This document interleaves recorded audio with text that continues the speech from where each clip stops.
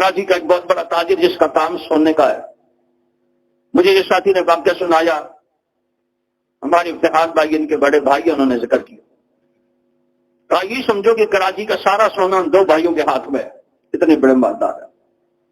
اب ان کا رہن سہن کیسا ہوگا، اٹھک بیٹھی کیسے ہوگی، گھر بار کیسا ہوگا؟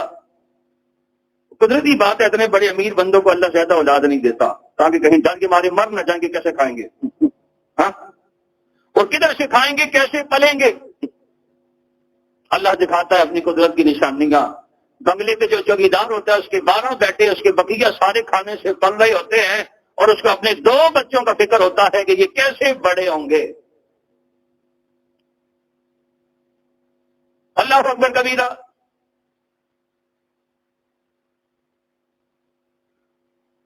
کہا وہ نوجوان ایک مرتبہ تبلیغی جماعت والوں کے ہاتھ چڑھ گیا، ان کے ساتھ اٹھک بیٹھک کی، گپ شپ لگائی، دین کی باتیں تو اللہ رسول کی باتیں ہیں، اثر تو کرتی ہیں مسلمان بندے پر۔ وہ نوجوان ماں باپ کا ایک ہی بیٹا تھا، مالدار بہت تھے، اس کے دل میں محبت آ گئی، جماعت والوں کے ساتھ جڑتے ایسا جڑا کہ 4 مہینے کے لیے بھی چلا گیا، اور جب 4 مہینے کے بعد آیا تو چہرے پہ داڑھی بھی تھی۔ ایسے لوگ جو بہت زیادہ مالدار ہوتے ہیں ان میں بہت سارے لوگ نیک ہوتے ہیں، ایسی بات نہیں ہے، لیکن اس کے دماغ کے اندر تھوڑا سا فطور یہ ہوتا ہے کہ ہم نے دنیا کے ساتھ چلنا، بس ان کے ہاں داڑھی رکھنا ایک بحرام مچ جاتا۔ ایک مہمان ماں باپ کے ساتھ بیٹھا، ان کو لے کر کے عمرے پہ، آپ یقین جانے یہ سچا واقعہ میں نے پڑھا، اس بیٹے نے کہا بیت اللہ کو دیکھ کے جو دعا مانگو گی قبول ہوگی۔ اس کی ماں نے دعا مانگی، اللہ میرے بیٹے کے سر سے ٹوپی پگڑی بھی اتار دے، داڑھی بھی ہٹا دے۔ ایسے ماں باپ بھی ہے، کیوں؟ من حیث المعاشرہ اور من حیث القبائلی، اپنے ہمارے رہن سہن جو ہے اس میں اللہ کے نبی کی سنت سے آر محسوس کیا جاتا۔ ابھی میں کتاب پڑھ رہا تھا، گھر میں میرے الماری میں سامنے رکھی ہے،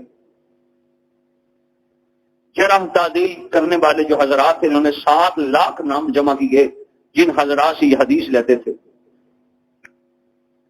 جیسے امام بخاری، امام مسلم، ترمذی، ابن ماجہ، حضرات نے جن حضرات سے حدیث پڑھی اور ان سے حدیث لی، جس کے پاس حدیث پڑھتے تھے یا اس سے حدیث لیتے تھے، اگر وہ بندہ سر ننگے بال نظر آ جائے تو ان کے ہاں وہ بندہ قابل بھروسہ نہیں لیتا، پھر اسے حدیث نہیں پڑھتے تھے۔ کیا نظر آ جائے؟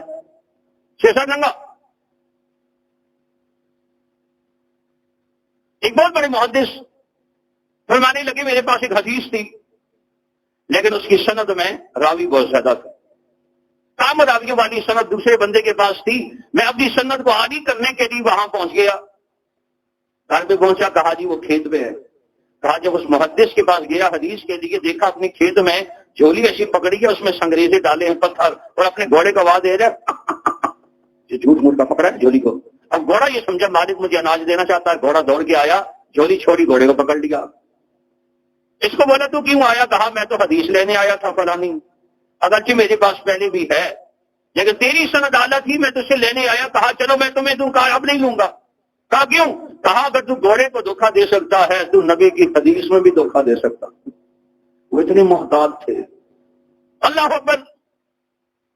اس لیے کو کہا نہیں لکھا جو بندہ بازار میں کھانا کھاتے ہوئے کھڑے کھاتا ہوا نظر آ گیا یا چلتے ہوئے، جیسے ہمارے بادشاہی حالوں میں ہوتا ہے کہ بندہ بے حال ہو جاتا ہے کھانے کے لیے، رات 10 بجے کا کھانا جب 12-1 بجے ملے گا، پھر آنکھیں تو باہر نکلیں گی اور پیٹ تو اندر جائے گا، ظاہر سی بات ہے۔ بعض بندے تو اس کھانے کے لیے باقاعدہ تیاری کر کے آتے ہیں، اور کبھی جیب میں دیکھو تو پھر بھی لیمو پانی رکھا ہوتا ہے آزمانے کے لیے، ہاں جی۔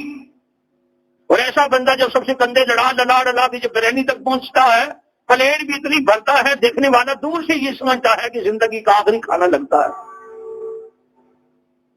یہ حال ہے۔ فقہا نے لکھا، فتاوی کا جہان اور شامی میں بھی لکھا ہوا ہے، اگر ایسا بندہ کھانا کھاتے ہوئے کھڑے ہوئے نظر آ گیا، ساری زندگی کے لیے قاضی کی عدالت میں گواہی نہیں دے سکتا، نااہل ہو جاتا۔